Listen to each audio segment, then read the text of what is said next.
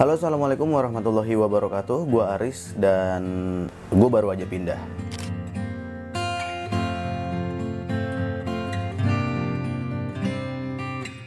Sebenarnya nggak kemarin banget, pindahnya sih pas waktu habis lebaran. Dan banyak juga diantaranya yang nanya kenapa gue pindah agak jauh gitu dari tempat kerja, di saat orang-orang tuh mikirnya malah pengen tinggal di deket tempat kerja supaya perjalanannya tuh nggak terlalu jauh, supaya nggak tua di jalan juga. 29. You got some city miles on you. Nah, makanya di video kali ini gue akan bahas semuanya. Dari kecil gue nggak kurang udah 10 kali pindah, 6 diantaranya ngikut sama orang tua, dan 3 lainnya keputusan sendiri. Oh ya, terakhir keputusan gue sama istri. Jadi bagi gue pindah rumah itu bukan sesuatu pengalaman baru. Tapi meskipun bukan pengalaman baru, ya bukan berarti pengalaman yang menyenangkan juga. Karena setelah gue rasain, terutama yang terakhir kali pindah, yang namanya pindah itu nggak enak.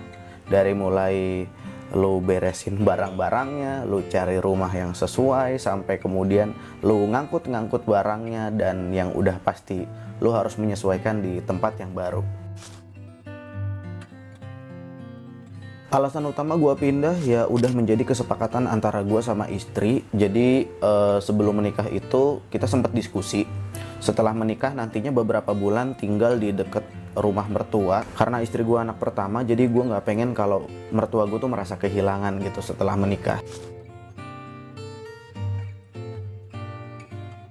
Nah, awalnya kita nggak berencana tinggal di sini. Awalnya tuh kita berencana tinggal di tengah-tengah, karena tempat kerja gue dan istri gue tuh jaraknya sekitar 13 km, dan kita mau coba ambil tengah-tengah, which is ya sekitaran 6 km dari tempat kerja gue dan 6 km dari tempat kerjanya dia. Tapi setelah gue pikir-pikir lagi, kalau semisalnya kayak gitu nanti malah capek dua-duanya dan ngongkos dua-duanya. Akhirnya ya setelah gue pertimbangkan, gue lebih memilih untuk tinggal di dekat tempat kerjanya dia, supaya dia bisa pulang perginya nyantai gitu, jalan kaki, ongkosnya juga nggak keluar. Meskipun mungkin kayak terasa, wah gue pindah kok malah menjauh dari tempat kerjanya gue. Ya balik lagi, ini sebenarnya ada pertimbangan gitu kan.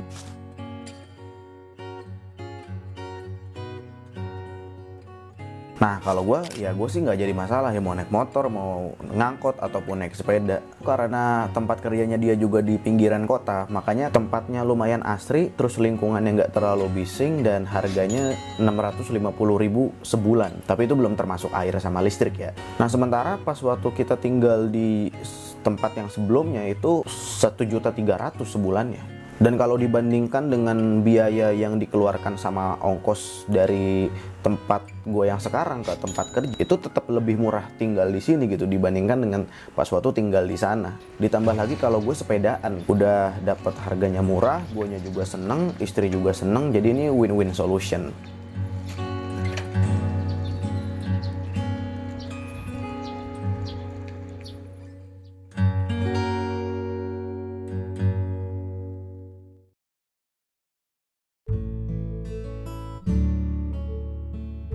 Hal-hal yang bisa gue ambil pelajaran ketika gue udah beberapa kali pindah. Yang pertama, yang namanya pindah itu adalah tempat baru. Artinya ya lingkungannya baru, suasananya baru, tempat ibadah baru, tempat belanja baru, rute yang baru, dan ya harusnya kita bisa memulai kehidupan yang baru. Kedua, pada akhirnya yang kita inginkan dari sebuah rumah itu bukan tentang fasilitas, bukan tentang harga, bukan tentang akses, tapi tentang ketenangan.